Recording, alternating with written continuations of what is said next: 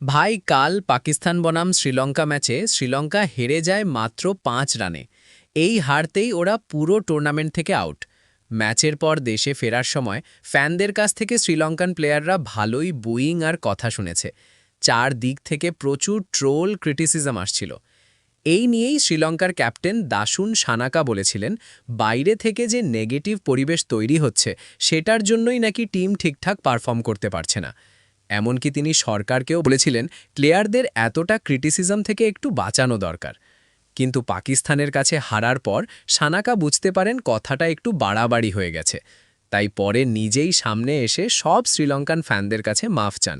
তিনি বলেন, ওটা আমার ভুল ছিল। কখনো কখনো প্লেয়ার হিসেবেও আমরা খুব প্রেসারে থাকি, তাই মুখ ফসকে এমন কথা বেরিয়ে যায়।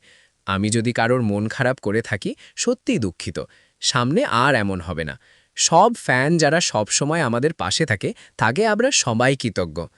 শুধু ক্যাপ্টেনই না, এই ম্যাচের পর শ্রীলঙ্কার হেড কোচ সানাত জয়সূরিয়াও বড় সিদ্ধান্ত নেন। উনি বলেন হেড কোচের পোস্ট থেকে স্টেপ ডাউন করবেন। যদিও কন্ট্রাক্ট জুন পর্যন্ত আছে, তবু যদি এর আগে ভালো রিপ্লেসমেন্ট পাওয়া যায় তাহলে আগেই দায়িত্ব